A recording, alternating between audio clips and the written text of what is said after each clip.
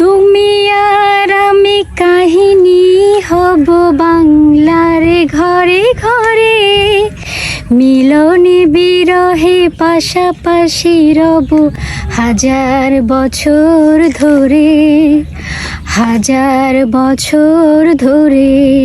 দুটি হৃদয়ে বয়ে যায় নদী, কত নাও জান পারে, আকাশে বাতাসে ধ্বনিত হবে এই প্রেম চিরখাটি, এই প্রেম চিরখাটি। আমি তোমাকে হারালে অবিরাম হব দু চোখের বরসান, দু চোখের বরসান। আমি খোপায় বেঁধেছি শাপলার ফুল, নাকি তোমার মন?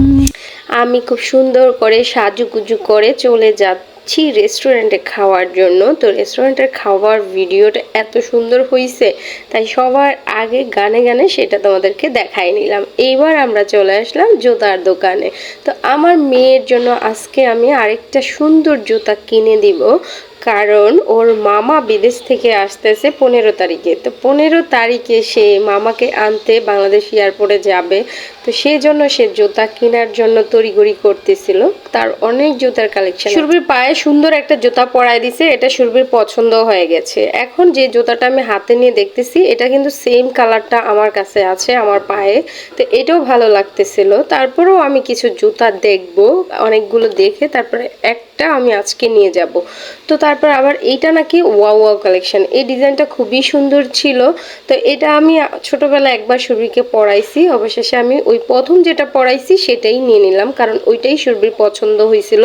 আর এই যে এই জুতাগুলা দেখাইলাম, এগুলা ওর পছন্দ হয়েছে, কিন্তু এই জুতাগুলার আমি আগেই পরাই নিছি ছোটবেলায়, এগুলা ও অনেক পরছে, তাই ভাবলাম যে এবার এটা না নেই। কিন্তু মেয়ের এটাও পছন্দ হয়েছে, ওইটাও পছন্দ হয়েছে। কেনাকাটা শেষ, সোনার বাংলাদেশ। তো আমরা এখানে অনেক মজা নিয়ে নিচ্ছি, জিলাপি মিষ্টি, কাচ্চি বিরিয়ানি, তারপরে সুরভির জুতা, সব কিছু কেনাকাটা করে এখন আমরা চলে আসলাম মামার হালিম খেতে। কারণ ওনার হালিম যদি আমি না খেয়ে বাসায় যাই, তাহলে আমার সত্যি আজকের ঘোরাটা বৃথায় চলে যাবে। কারণ আমি যখনই বের হই ওনার দোকান থেকে এক প্লেট হলেও আমি হালিম খাই। মানুষগুলোর সাথে ঘুরবো, সেটা রাত আর দিন, আসলে এটা কোনো কথা না। অনেকেই আমাকে কমেন্টে এসে বলে যে আপু বেশিরভাগ ভিডিও তোমার রাত্রেবেলা দেখি। আসলে আমার প্রিয় মানুষটা রাতের বেলায় সময় পায়, আর সেই জন্য আমাদেরকে রাতের বেলা বেশি ঘোরায়। এই ছিল আমাদের কাচ্চি বিরিয়ানিগুলা, আমরা বাসায় এনে তারপরে খেয়েছি।